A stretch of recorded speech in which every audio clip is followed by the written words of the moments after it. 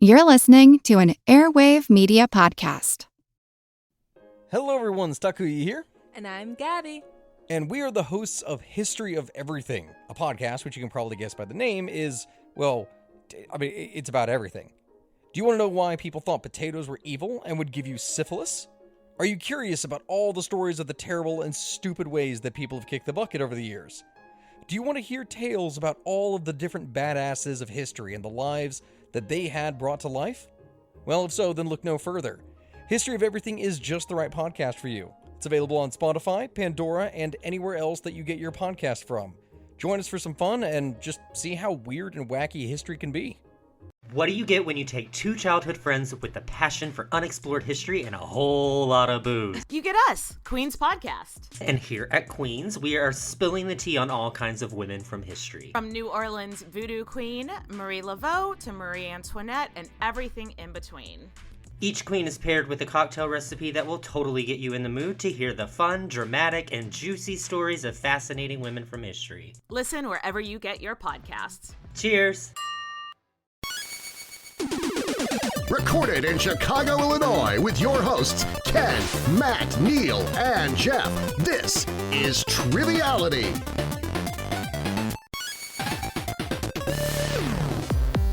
Hello and welcome to Triviality, the game where a lack of seriousness meets a little bit of knowledge. This is Ken coming at you. We got Jeff, Neil in the studio, Matt, DC. Check it out. The game where a little bit of Ken intro is one of my favorites. So, But before we get into this game today, I have a dark confession. Oh no! To make. When we were in high school, Jeff was driving, and he hit a Komodo dragon in the road, and he just kept going. I had that on my chest for years and years, but now everybody knows. I like how that's your confession. Did you really hit a Komodo dragon?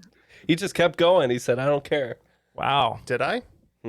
There has to be some sort of Komodo dragon I don't alliance. remember hitting one. Well, that was when Brookfield was overrun by you were Komodo drunk. dragons. You would He was think I actually would've helping stopped. everyone You're out. drunk driving though, so Oh my I remember- Well underage. Yeah. I remember one time, Matt and I, when we were working at the coffee conglomerate, we were working nights at a parking garage in the city, and this rambunctious teenager and his friend in a Detroit Lions jersey lent us a Ferrari, and we said, you know what, we're just going to take it out. We're not going to park it. And we had a good time. Was that the plot to Baby's Day Out? I don't remember. No. Well, let's get right to it today. We got a great episode, despite that intro. First, It gets better, guys. Yeah. First of all, we have our player today. She is in Cranston, Rhode Island, an Oakland 5 supporter. Liz Daly, thank you for joining us. Yeah, thank you for having me. Very excited to be here. Yeah, please tell us a little bit about yourself. So my name is Liz. I am from Cranston, Rhode Island. I am a speech language pathologist, and I work in the elementary schools, as well as see clients privately on the side. I found you guys a few years ago when I was starting to get into trivia, and you're still my favorite trivia podcast. So, Well, thank you. Oh, thank you. That's very nice. Yeah. Check is in the mail. Yeah, right. And it's a pleasure to have you here. She's going to be teaming up with Matt, but first we have our host to introduce. We met him at Geek Bowl a few years ago, and it was a blast talking to him. He's a Savage Superstar from Chicago, Illinois, so hopefully we'll bump into each other soon again. This is Sean Wong. Yeah, first of all, I guess I should have mentioned this before we talked. I no longer live in Chicago. Ah. Surprise! Where are you at now? I have since moved to Nashville, Tennessee. Oh, very nice. Are you Yeah, playing? it was great seeing everyone again. Yeah, I remember Geek Bowl. That was one of the best times of my life. And even better, the day before, I got to play Magic the Gathering with Jeff. So Wow. That's a very nice compliment, Sean. Yes, I would actually when I remembered you were on the docket for today, I was fondly reveling in the revelries we had that day. So Who won, though? Sean did, Well, it's because Sean has never But- run over a Komodo. but That's why. I supplied a lot of the decks, so I feel like I won as a deck builder. But yeah, I got my butt handed to me. So Okay. And Sean, would you classify this night as a magical gathering? ooh, I like it. All right, so before we play, we got to have some team names. Like I said, Liz is going to be partnering with Matt. You're a teacher, and your spring break is coming up. So what was your team name going to be? I think Matt came up with checked out for spring break. All right, checking out for spring break. And how about you guys in the studio? Well, what do you do after you check out? You check back in. We're going to be Kirsten Dunstan. Dunstan checks in. Kirsten Dunstan checks in. All right. So let's have the rules so we can learn how to play. The rules of the game are simple. 20 questions split into 2 rounds worth 10 points apiece. At halftime, there'll be a special swing round designed by this week's host. After regulation, players will enter the final round with the points that they've accumulated and will have a chance to wager 0 to 30 points on 5 categorized questions. At the end of the game, someone will be named the cream of the crop. I am the cream! And Liz, as a certified speech pathologist, how was the diction of Darren, our rules guy? Impeccable. Fabulous. Indubitably. That'll be his Yelp review from Liz Daly.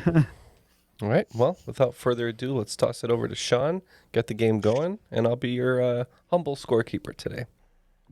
Sounds good. And some of these questions are a little experimental, so if they don't work out very well, I have backups. Oh, that's okay. It's going to be the Alan Parsons Project of trivia games. All right. Your first question is a tougher one, but I like it because it's about teamwork.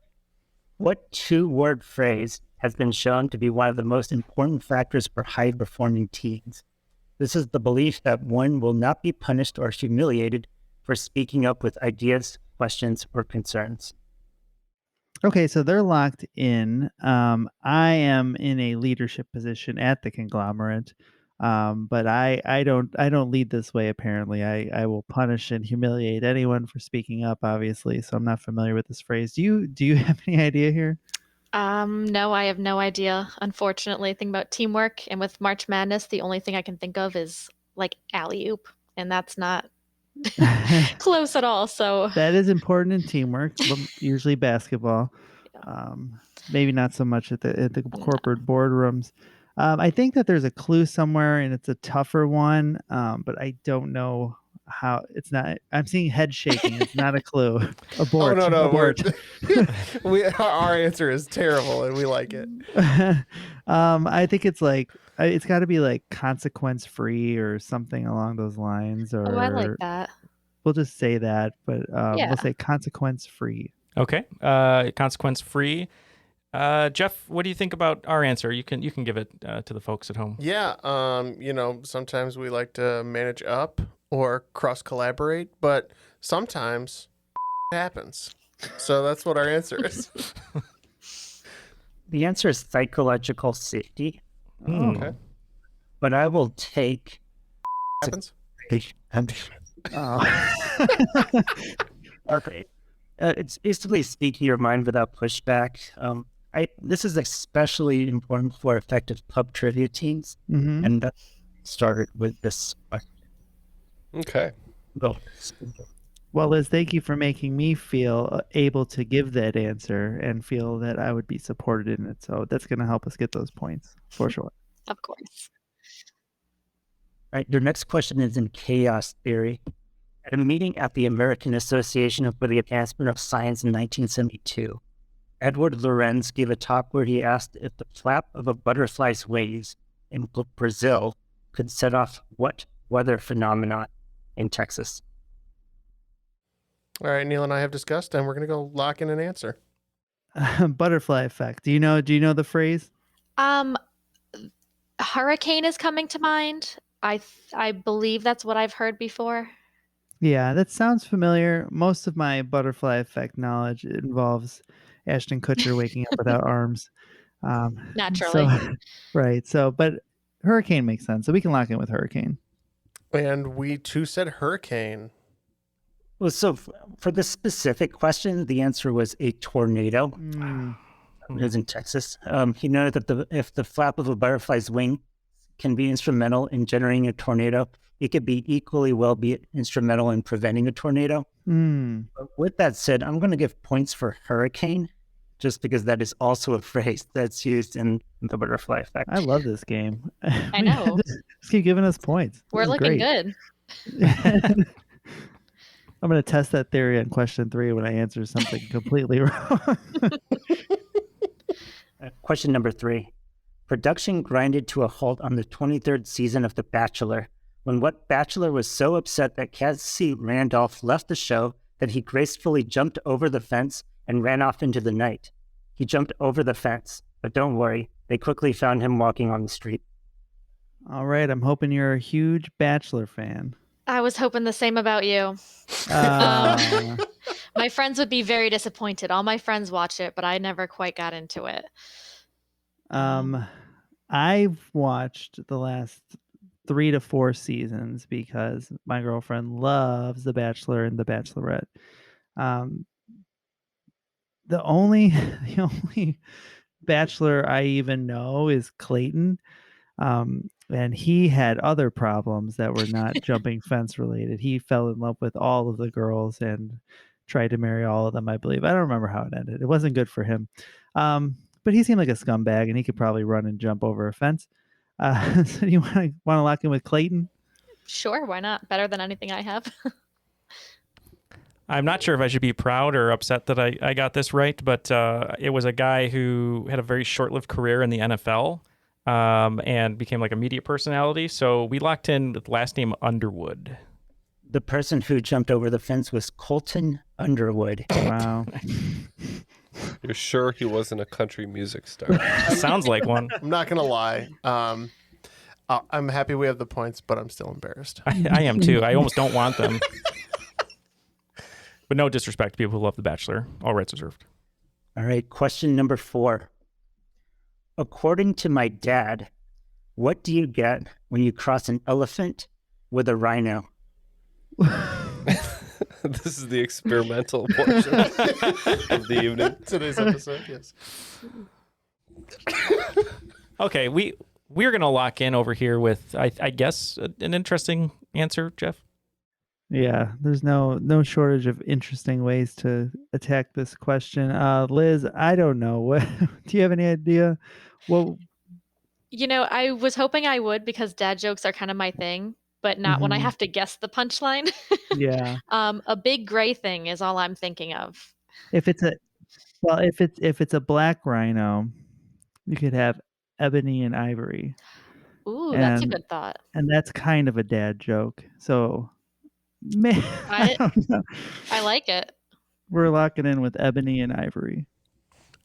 We said you get 2 cross animals. Well, I like my answer better. When you cross an elephant with a rhino, you get elephino.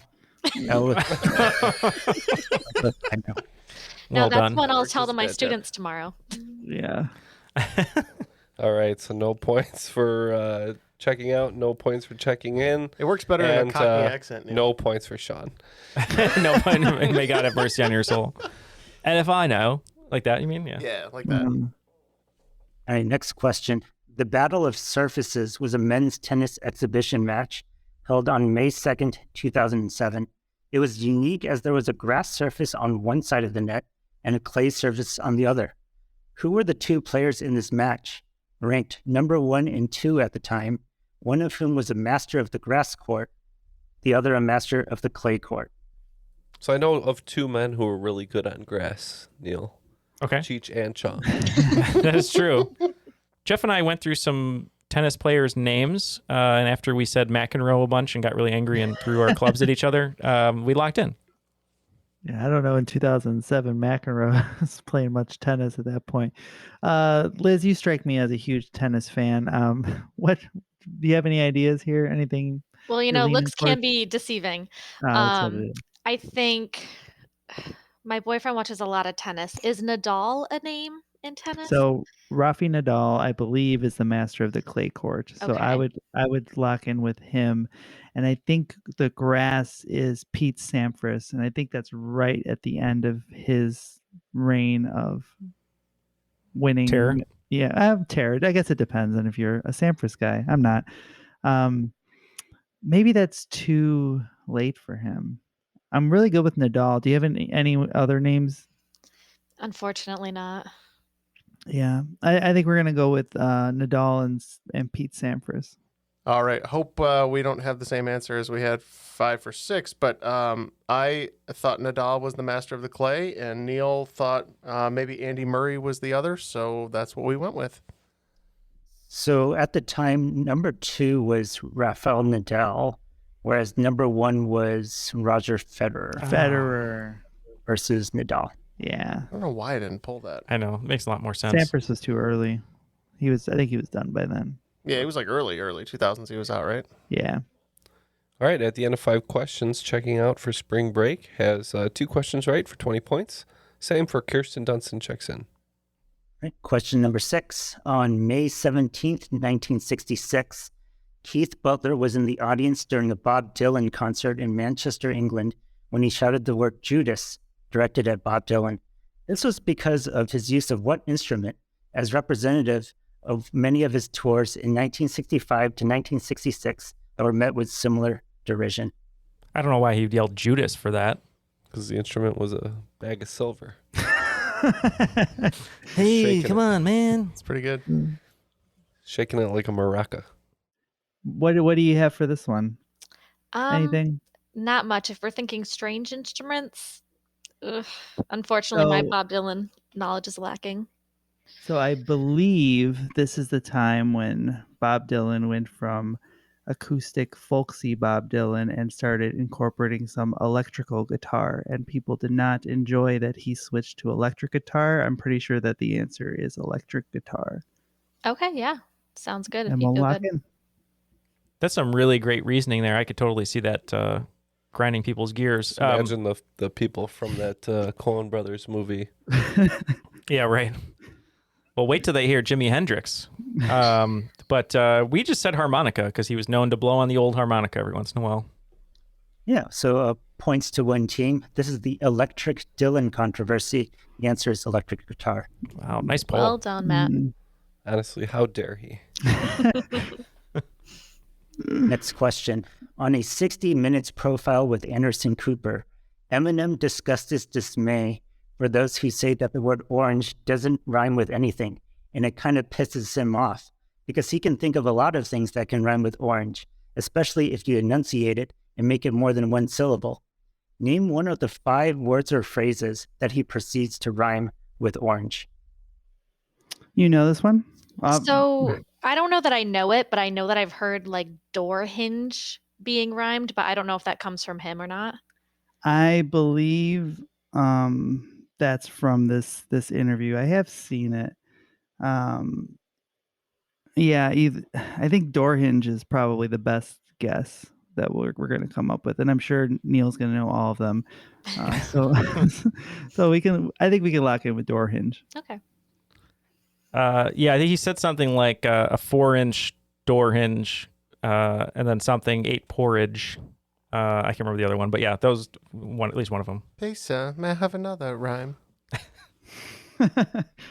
Yeah, he said, I put my orange 4-inch door hinge in storage and ate porridge with George. So any of those words would have gotten you points. And There's a late career Bare Naked Ladies song where they also use store in Germany. Store in Germany. All right, next question. A correspondent in the New England Journal of Medicine last year noted that what was the number one cause of death in children and teens in the United States, with 4,357 deaths in 2020. My only thought was I feel like around that time we were hearing a lot more about deaths by suicide, and I wonder if that was the topic. Yeah, I did. I had there was a foundation out at my store today that was talking about anti-bullying and suicide and how it's on the rise. So that would make sense. So I think that we can lock in, sadly, with suicide, I guess. Yeah, unfortunately, Neil and I both had the same gut reaction on this, so we're going to go with it, but we said firearms.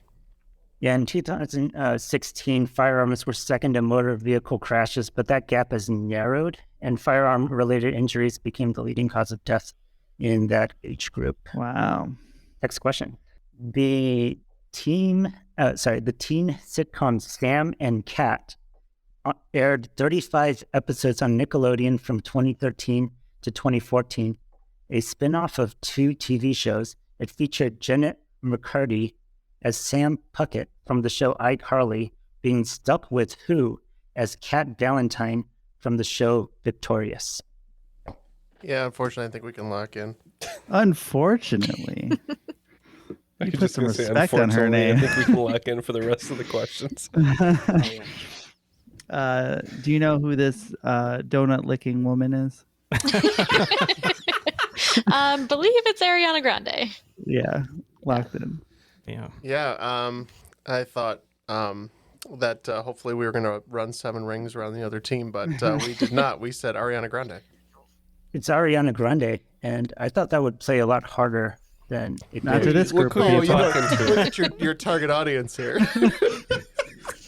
I thought I was gonna have to answer Victorious. I knew that one too. Right? Oh, yeah, Victoria Justice, for sure. One of my playtesters asked me to dig in that Stuck It With clue, because the song stuck with you, because they didn't think that really... Oh, I didn't even hear that. And if anybody's running the numbers, seeing what age Matt would have been when these things were on TV, Don't the do answer that. is indeed too old. Liz, Right, are you that a was fan? Are you a fan of Broadway at all? Yes. How do you feel about Ariana Grande playing Elphaba in the Wicked movie? So I'm a fan of Broadway. Apparently not that big a fan because I didn't know that was a thing. Oh yeah, she's gonna be Elphaba. Yeah. Oh, that's interesting. So now that that's been sprung on you, how do you feel about it? 5-second I think take. intrigued, but it's not the character you would think that she would play. So intrigued but cautious. A Another little. Yelp review from Liz Daly. I'm on a roll. Yeah. Next question. This is a 2-part question, and you must get both parts of the question to get full points. Part number 1. As noted in the 2016 movie Batman v Superman, Dawn of Justice, what was Batman's mother's first name? How do we know that name? Tell me how you know that Just name. go ahead and mark it correct for everybody here. And part number 2. In the same movie, what was Superman's mother's first name? Man. I think it's the name that broke the internet and broke the superhero fans. I don't like this question. We're locked in, so I Yeah. think Matt knows it Yeah. as well. Do you know it, Liz? I know it's the same name. I want to say something like Martha, but when you say it, I'll know it. It is Martha. All We right. said Martha. And what Yeah, about well- Superman's mom's name? Martha. Also Martha. Not Wayne for that one, but Yes, it was Martha and Martha. They have the same name. So that will conclude the first round. 60 points per team, so it's a dead heat, much like the Komodo dragon. Much like a great movie that I used to watch as a kid called Dead Heat, starring Joe Piscopo and Trent Williams Yeah, with zombies. We've heard about this Now on Blu-ray. many times. Sponsor of the show today. Check it out. Bacteria collection. Dead Heat on Blu-ray. All right, what do you have for the swing round today? Yeah, for the swing round, I want you to name the city. I'm going to give you 10 questions. You have to name the city. All right, question number 1. The most populous city in Africa. Number 2, Coachella. Where is Coachella? Number 3, Jimmy McNulty, Chemo Greggs, and the Bunk solve cases. Number 4, Climate Pledge Arena. Number 5, Himalayan Valley, featured in the 1933 novel Lost Horizon by James Hilton. Number 6, December 14th, 2008, George W. Bush ducks a pair of shoes thrown at him. Number 7, the site of a siege that collapsed 9 days after the arrival of Joan of Arc in 1429. Question number 8, capital of Madhya Pradesh and site of an industrial disaster at a Union Carbide pesticide manufacturing plant in 1984. Question number 9, October 30, 1974, Muhammad Ali beats Foreman in an 8th round knockout. And then question number 10, Darth Vader cuts off the hand of Luke Skywalker. I was hoping there'd be a fictional one in here. All right. Well, that is the swing round. We'll be right back with the answers. Was the Sphinx 10,000 years old? Were there serial killers in ancient Greece and Rome? What were the lives of transgender, intersex, and non-binary people like in the ancient world? We're Jen.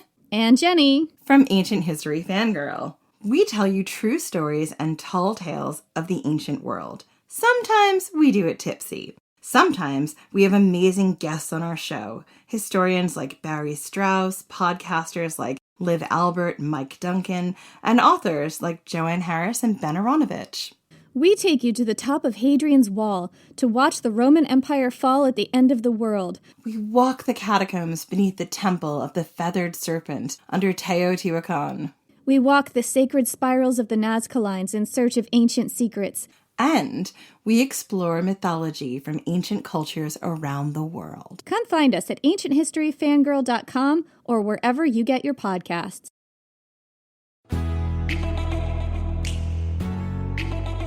Hi, everyone. It's Jean Chatzky, host of the Her Money podcast. For 7 years, my show has been changing the relationships women have with money because, make no mistake, when it comes to money, women are different. We face challenges that men don't. Longer lifespans, caregiving, a gender pay gap that just won't quit. Oh, and the fact that the financial industry was built by men for men.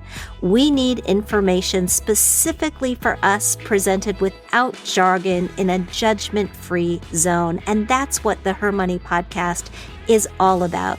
Every week, we talk about earning more, spending smart, investing to build the life you want, and protecting yourself from disaster. Subscribe to Her Money with Jean Chatzky wherever you get your podcasts, because when you own your money, you own your life.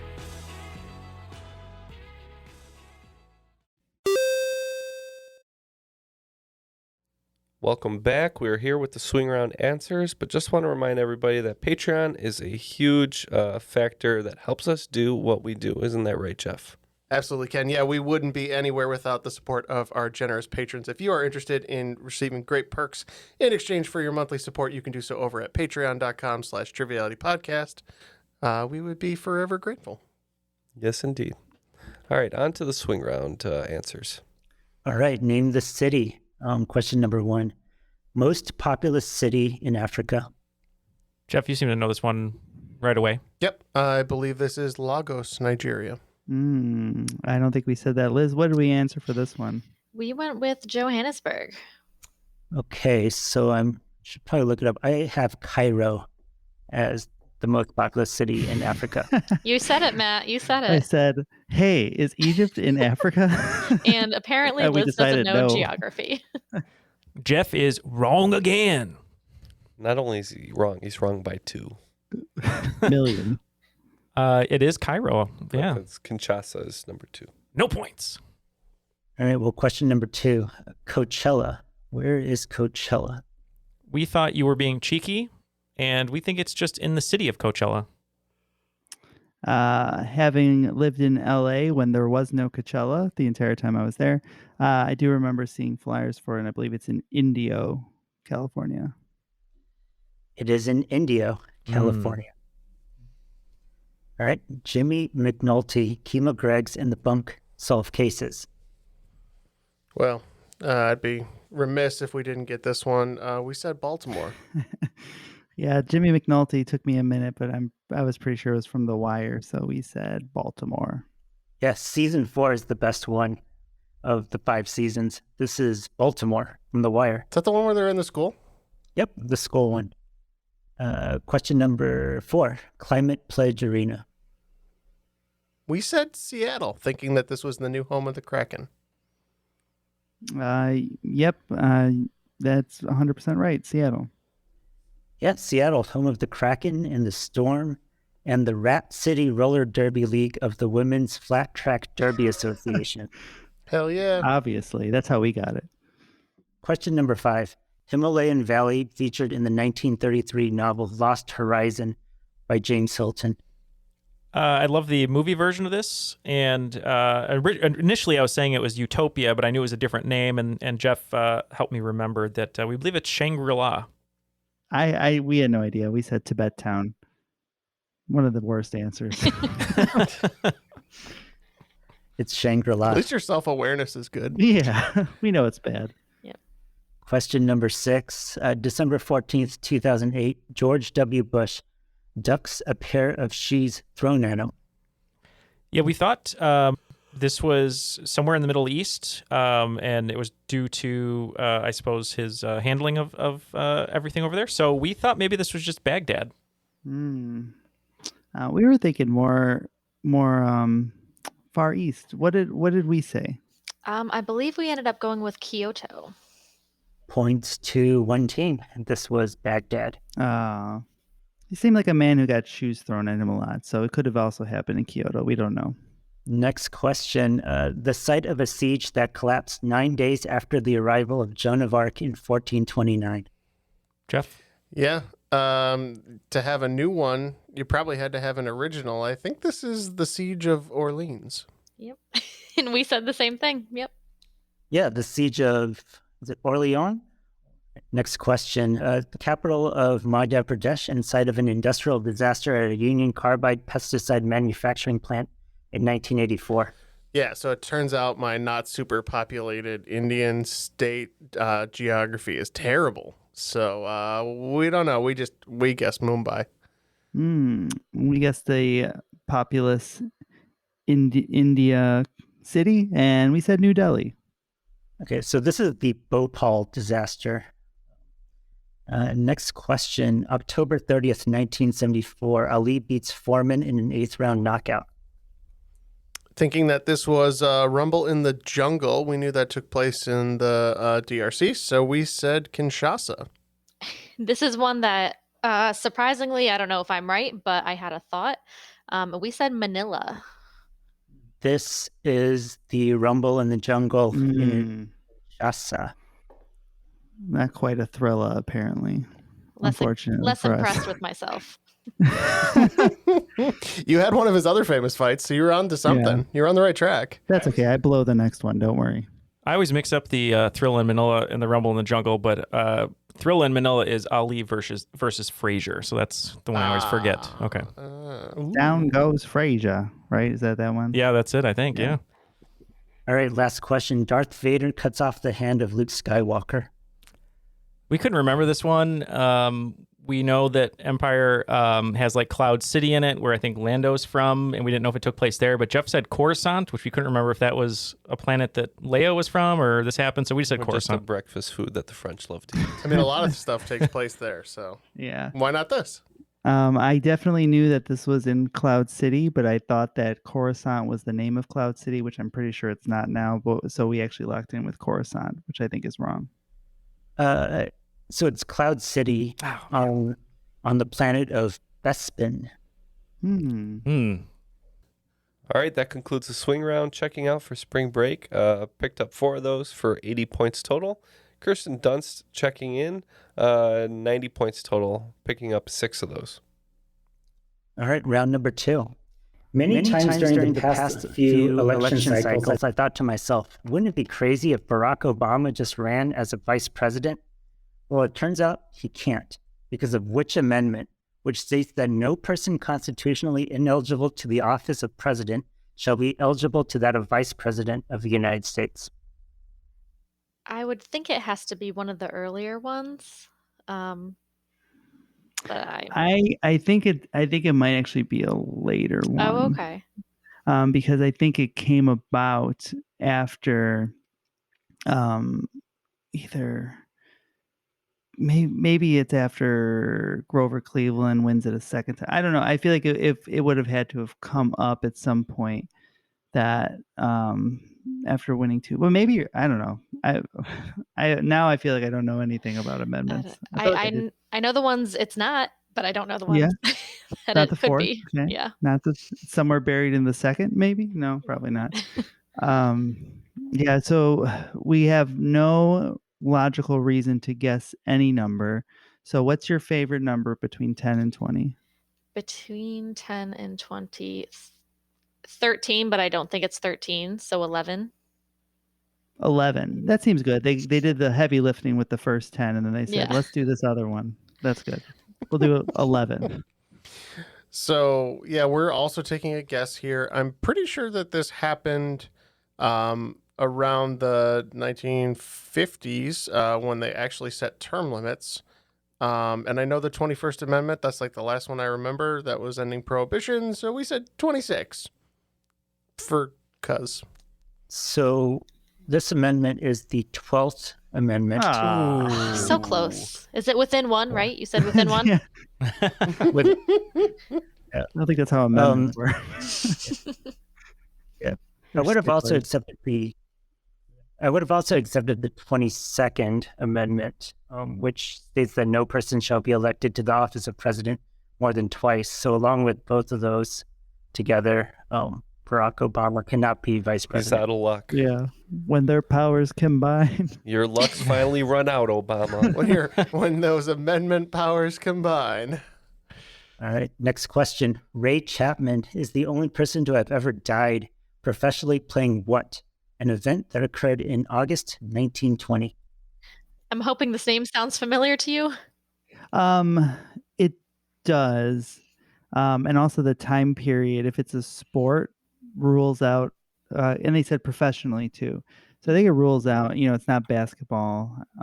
It could be hockey, but I think there might be more than one person that died playing hockey professionally. My guess is baseball, because at the time they did not wear batting helmets. And they also didn't throw hard or hit hard. Well, they drank They also hard. ran like with a lucky strike in their mouth. Yeah, so that it could have been that. It's just a heart attack. Yeah, baseball was my first thought too, although not for any good reasons. But Yeah, I think that this led to some either a requirement of helmets or something along those lines. So I think we can lock in with baseball. I don't know. I feel like Babe was wearing that baggy ball cap for at least a decade after, but Yeah, it wasn't. We don't think it was the hot dogs or the whiskey or the improprieties or proclivities that killed this person. It was probably something to do with a hard ball. So we also said baseball. Yeah, he died playing Major League Baseball. he broke Tom Hanks's only rule. There's no dying in baseball. Yeah, he got hit by a ball. It led to a ban on dirtied baseball, including spitballs. Wow, that's Matt's favorite pitch. The spitter? The spitter. Well, he died doing what he loved, smoking on the bench. Thought he would have died of boredom. All right, next question. You have been sentenced to death. You must choose from 3 rooms to receive your punishment. Room number 1 has nothing but a pit full of spikes. Room number 2 is consumed by a mighty fire. Room number 3 is full of tigers that haven't eaten for 6 months. Which room should you choose? I thought this was going to be a Monty Hall problem. Yeah. Can you go back and do that again? Is there a correct answer to this? If I roll a 20, can I use my sword? so I remember hearing this riddle back in middle or high school, and I believe the answer is room 3, because those tigers who haven't eaten in 6 months should be dead. So we should be fairly safe. Yeah, but it would I smell mean, if horrible. your goal is to survive. That is true. Right. Yeah, your Depends punishment depends on your to, goal. to fulfill the punishment, you gotta die. The So smell alone would make me run into room 2 afterwards with those decomposing tigers. But we Fair. can lock it with room number 3. I think, Jeff, you chose this because at one point during the podcast history, you came up to me and you say, I consider myself a taxidermist. So, wait, what's the line? That's where the Komodo dragon taxidermy came from. He didn't stop at the time, but he went back the next day. Just to remember. it was still fresh. He was hanging out at the crime scene like, oh, this is terrible. Who would do such a thing? Took it in your tote bag from Target. More like free Komodo dragon. So what answer did you have? Cha-ching. We said 3 because we presume the tigers are probably dead. And I also chose room number 3, not because I was doing the riddle, but because I'd rather be mauled by tigers. Yeah, the room of tigers. The tigers haven't eaten in 6 months. They're dead. God, carrots. That also includes the Detroit Tigers as well. Thanks for entertaining me on that one. It's now. Oh, next question. I want to believe that there is an effect where the number of women entering STEM professions increased following the airing of a particular early 1990s television show. What is the name of this effect, named after one of the show's two main characters? All right. So initially, we were thinking, well, I was thinking because you were not born yet. We were thinking Dr. Quinn, Medicine Woman. But then we got a clarification on the time period of 1993 to 2002, which doesn't make any sense. So we just locked in with Murphy Brown, thinking the T in STEM is for television. No, the years of the show, I think, codified the answer that Neil provided. And, I might love David Duchovny, but I definitely don't want to kill Scully. Scully, yeah. Yeah. We think it's, X-Files, I Want to Believe was the clue there. And we said the Scully effect. This is the Scully effect, named after Dana Scully, which remains a subject of scientific inquiry. Next question. The Declaration of Independence is not stored in oxygen, but rather what more inert gas? We're just looking for gases here, not the ones that populate the studio on a weekly basis. I have a guess. Okay, I trust you. Okay. Gases. Let's chat. Let's. Welcome to Gas Chat. Companion podcast to Hat Chat. So it's probably not a flammable gas. That feels like that would be a mistake. Probably. My problem is I don't know a lot about flammable gases. I know, there's that whole side of the periodic table that's all gases, and that's your heliums and argon and neon. Right. But I think those are all expensive. I don't know. I my guess would be helium. I don't know why. They're sparing expenses to store the Declaration of Independence. If they have to cycle the gas those out, gases would be too expensive to use to store the Declaration of Independence. I think they just scan it and keep it on a floppy disk, if I recall. It's too big. Oh, what's this gas here? You can't fit a PDF like that on a 4 meg floppy. Are you good with locking with helium? Sure. Like we're gonna go helium. Does that mean the Declaration of Independence would blow up like the Hindenburg? No, that's hydrogen. Oh, It's okay. the opposite. Okay. Yeah, that's not what they're looking inert for. means that it's not going to explode. Oh, I see. And I think the other team is correct. Where it would be cool to say it was like in argon or krypton or even radon, we just said helium. Sorry. Helium? Everybody loves radon. Hey! Sorry, that's what I thought of immediately. I got radiation. Radon, it's me, argon. Come on. Dad, did you check the batteries? So stupid. I mean, I was never going to do it well, but I really couldn't stay in character. Boy. What's the answer What's here? the damn answer? So the Declaration of Independence is not stored in oxygen, but it is instead stored in argon. Oh. So as a preservative. Well, we knew which column it was in, so I feel pretty good about that. They wipe the Declaration of Independence with xanthan gum so it will stay crisp. All right, that will conclude mercifully the first half of the second round. We have 100 points for checking out for spring break and 120 for Kirsten Dunst checks in. Sorry, Kirsten Dunstan checks in. My mistake. What an embarrassment. Kirsten Dunstan checks in. All right, next question. What is the portmanteau logical fallacy where a critical argument is not answered or discussed, but rather retorted with a different counter-argument, often to distract from the content of the first argument? All right, Jeff, you wrote down 2 words that I think make some sort of sense. So let's lock them in. Oh, boy. I don't think I have anything here. I was hoping that you could name some logical fallacies. Yeah. This is called hey, look over there. I really have nothing to. I think that's with the this best one. we got. Yeah, the old classic. Hey, look over there. Yep.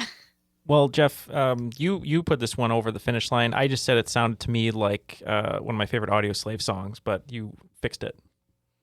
Spoon Man. Spoon Man, yeah. That's also Soundgarden, not Audio Slave. But, What did I say? Audio Slave? I meant Soundgarden. That's what I meant. You're almost there. Do it clean. Yeah, apparently I paid a lot of money for a degree that I don't deserve to have. But we just said Straw Man because I couldn't remember. I think this is kind of a newer one. This is whataboutism. Oh, I've read that. Okay. Wow. Oh, yeah. Politicians love that crap. All right, next question. Angle to the right. Hold your right hand behind your head and left hand circling your left hip to the ratchet. Then pop your hip on the second circle, pull your left arm across your body, and then circle over your head to the sassy. Do the arm wave to moody and dip it low to nasty. This is part of the dance routine to what song? Stanky leg. No, it's not the stanky leg. Okay. You always think it's time for the stanky leg, but it's not, Jeff. Okay. It's Man, I never know time. 3 dances. almost the never. stanky leg, the Macarena, and the Charleston, okay? It's almost never time for the stanky. Okay, we can lock in here finally after trying to do the I also dance. know the Dougie, so that's 4. Thank you. Can teach you how to Dougie. Now, Liz, you've implied that you're much younger than us. I'm sure you are hip to all the TikTok dances, so I'll just let you take this one away. Yeah, so I don't know about being hip, but I do recall this one being quite popular. I believe the name of the song is Savage, I want to say. Oh, yeah. I know that one. Yeah, I think it's that one. Okay. Savage. Yeah, it took me a while. I had to put my hand on my head or whatever, and I had to hear sassy, moody, nasty. Yep. So we said Savage by Megan Thee Stallion. Savage by Megan Thee Stallion. Oh, yeah. The song parodied for Tiger King as well. Or Tiger King people parodied it. Yeah. That's I see you unfortunate. spelled savage in the Johnny Depp cologne way, though. Savage. Savage. All right, next question. Can you hum while pinching your nose? Now, don't do it. You're not allowed to do it. Don't try to do it. That's cheating. That's for the people at home, too. I'm going to say no. You want to lock in with no? I don't think you can. I'm positive that's correct. Wow. But they think they can do it. Neil's over there. I think I can do it. Give it a try. I think I can do it. Let's have what the are we try doing? right Humming? now. Humming But while if you pinching your nose. can't do it, you don't get any points. That's fine. I just have to hum? I do think it's possible. I think I can do it. All right, here we go. That's not humming. That was a hum? That's not humming. No hum, no points. So it's funny because that actually comes up rather a lot in my line of work. We talk about how sounds are made, and that's always a fun fact that I give to my students is that if you plug your nose, humming comes out your nose, so you physically can't do it. Oh, I disagree. Neil's still doing it. If you consider What do we classify as a hum? So what is the answer? Yeah, well, the answer is no, but I'll accept yes. No, don't accept No, yes. you don't accept yes. I did have a noise come out, though. I don't know if we can call it a hum. Sounds like indigestion is what they do. Neil's just like, oh man, I'm like dizzy trying to do that. Nope. So the Let's not answer is try that. no. The answer is no. No points for you. May God have mercy on yourself. I feel like something's coming out, but I won't take the points. Sounds like a bee is in the studio.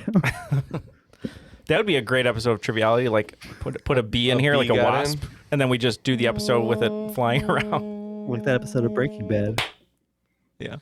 Can't believe Neil just murdered a bee in here. At least it wasn't Try to Komodo. deflect from the Komodo.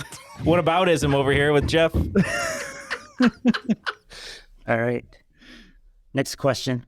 Who is the only president in the Wrestling Hall of Fame, not the WWE Hall of Fame, the Wrestling Hall of Fame? In 12 years, he won more than 300 reported matches with only one confirmed loss. We're going to go ahead and lock in. This is a favorite fact of mine. So, But I don't know if he wrestled with or without the hat, because that would give him some sort of advantage. What's his one loss to John Wilkes Booth? Did he throw the baseball that killed Ray Chapman? If it was WWE, I believe Trump also qualifies for this. But I think that we can lock in with Abraham Lincoln, noted wrestler from the great state of Illinois. Yeah, we said hailing from Kentucky. This is Abraham Lincoln. I don't know right. why I He's did not that. from here, but he's on everything related to Illinois. Absolutely. We usurped him so hard. One of my former coworkers was in the roller derby, and she was really cool, and her roller derby name was Abraham Lincoln. See, that's cool. Points all around. The answer is Abraham Lincoln. All right. Last question of round 2. What is the famous phrase of soccer announcer Andres Cantor, often spoken when a team scores a point? Bonus 5 points if you say it, the answer, in the style of Andres Cantor. No. No. I won't. Do you know the answer to this? I don't. I would guess goal. It is goal. And Okay. that's why he said point instead of goal there, because it's just goal. Yeah. And he says it much like I said no there. I thought so. For a long time. He says it for a long time. Jeff? Goal. I was hoping you'd go for a long answer here. That's perfect. Goal! Ken's killing me to stop that. So It's not good to listen to be honest. Oh, I know. All right, what is the answer? The answer is goal. Goal. All right, everybody's getting regular points. I'm declaring it now. Give Not yourself enough points effort. at home if you screamed it in your car and everybody's looking at you funny now. That concludes regulation. Checking out for spring break, closing the gap a little bit with 140, but still in the lead. Kirsten Dunstan checks in with 150. All right, for your final round, the 5 categories are preventive care, French fries, same name, fantasy basketball, and Sesame Street. The wagers are in, so let's have the questions for each of those great categories. All right, in preventive care, the U.S. Preventive Services Task Force recommends screening for what disease at least once in patients aged 18 to 79 years due to substantial net benefit. There are currently antiviral regimens for this disease, including Harvoni, Sovaldi, and Epclusa. In the category of French fries, according to my dad, the first French fries were not made in France. Where were they made? In same name, what is the name of both the point when matter becomes infinitely dense as in the center of a black hole, as well as the name of the moment when artificial intelligence has become so advanced that it cannot be reversed and humanity will change forever? In the category fantasy basketball, when playing fantasy basketball head-to-head, you can play 8 category or 9 category.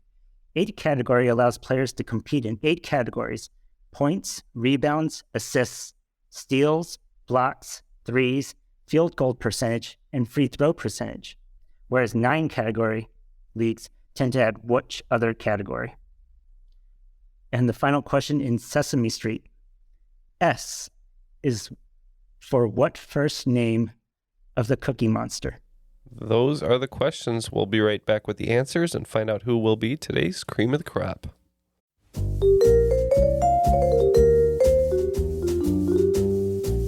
Have you ever wondered what really happened to Amelia Earhart or the lost colony of Roanoke? Do you ever find yourself scouring the internet for vicious Victorians and their murders by gaslight?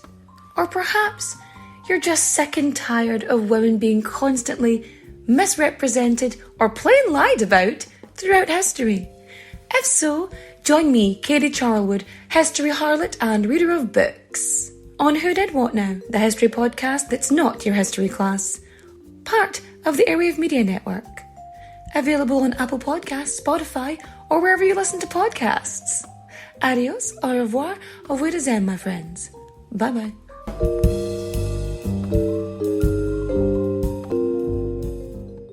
I'll be seeing you.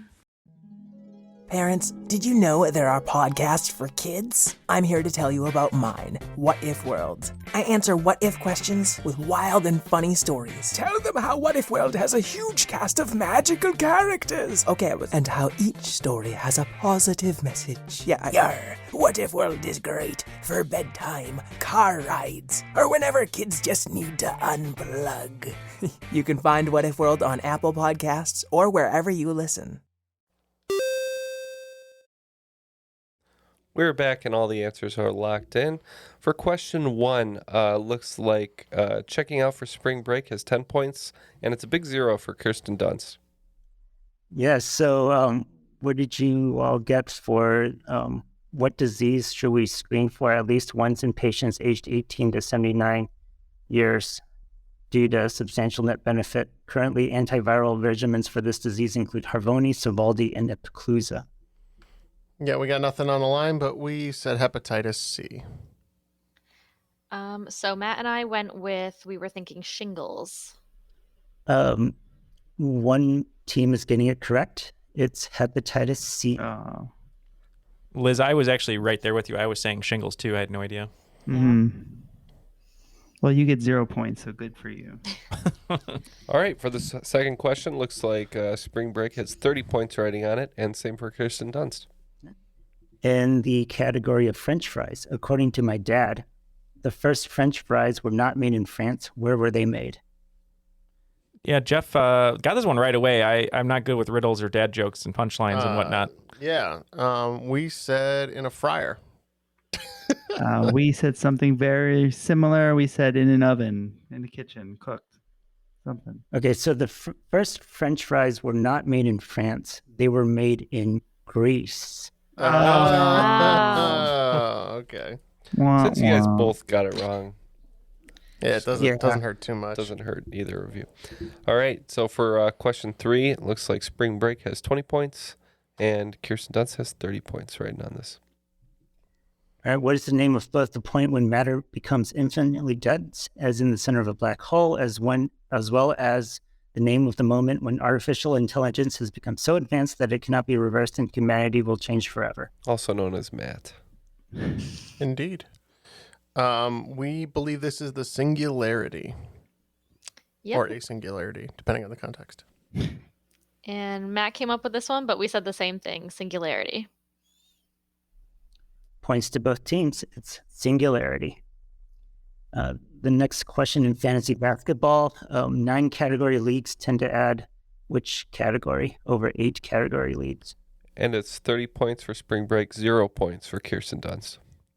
Yeah, we had no idea. We don't play fantasy things other than Magic or D&D for Jeff. But I just was thinking of a random thing in basketball, and we said fouls. Everyone loves to count fouls, so that's what we put. I believe that this is a category that Russell Westbrook destroys in every single year, and I think it's turnovers. No, turnovers. Yeah, points to one team. It's turnovers. But fouls is a really good guess. And then the last question in Sesame Street. S is for what first name of the Cookie Monster? Yep, knew this one, thankfully, after doing a lot of research for Sesame Street for something I'll be talking about coming up soon. This is when Cookie Monster dated Nancy for a long time, so we said Sid. Yeah, he's a bit of a psycho himself. We also said Sid. Both teams got it right. The answer is Sid. S-I-D. Let me just double check here. I think we have a tie. We have a tie. What was that one question he gave us points for? We didn't deserve points for in like the first all of them 2 questions. At the beginning. There was multiple here. Well, I think we can all agree that I did hum. So no, I'm just kidding. Do you have any tiebreakers or no? All right. According to Google and me typing it in just now, what is the population of the United States as of April 4th, 2023? Today is April 5th, according to the United States Census Bureau. And whoever's closest wins. I say we take whatever they have and add 1. Yeah. Price is right, You really. got to answer first. I know. I don't even think have they're going to be that close with the answer of 5. I don't even have a ballpark like where it starts. It's over 100 million? Does that seem That sounds right. I'm trying to think. There's what, like 6 billion people on Earth in general. Yeah. So now I'm trying to think what percentage Percent would be of the the U.S. United would States. I think be. like, because like LA and has 6 million people and then New York has 10 million. The big cities do Yeah. count for a lot of it, but then the middle is sparsely populated. So maybe like 130 million, something like that. Okay. I'd even say maybe a little bit more, but Okay. 160 million. sure. 162,375,468. Perfect. And congratulations to Jeff, because I can see his answer. Yeah, our guess was 332,541,678. So the answer is 334,578,723. That makes Kirsten Dunstan checks in today's cream of the crop. Wow. I am the cream of the crop, and don't forget it, Dutch boy. And once again, because I was able to hum. That's why. Yep, that's the I deal. didn't know that Jeff was a census worker. That's not fair. You can't do it. You can't do it. You've only got the amount of air that fills your sinus and mouth, and then it's over. Okay. All right, we do know of a professional we can see now. Neil, if you're done giving yourself a hernia, I would love to move on and thank our guests today. The first of which is Liz. Thank you so much for joining us today. Hope you had a good time. Please say farewell to whoever you wish. Yeah, this was so much fun. Thank you guys for having me. Very excited to finally have made it on. Awesome. And it was a pleasure to have you, as I said. Sean, great questions. I liked your experimental game, as you said. A couple fun riddles in there and jokes. Any final statements from you? Yeah, I hope the listeners also appreciate it. But shout out to Triviality. I've listened to every episode weekly now for over 4 years. It never gets old. I like how you allow different hosts every week to come on. I like the pacing. I like the camaraderie, so I appreciate it a lot. Well, thank you. That's very nice. Yes, indeed. And that's what we strive for. Yeah, So that's right. glad to hear we're doing it okay. And that'll do it for today's episode. Before we go, as always, we want to thank Airwave Media, our network. And they have other great shows such as Earn and Invest, History of Everything, and the Investing for Beginners podcast. I could probably use that one. I'm definitely a beginner. And that'll do it. Want to thank both of our guests, Liz and Sean. And for Matt, Jeff, Neil, the Komodo Dragon, and myself, that was Triviality. His name was Robert Paulson.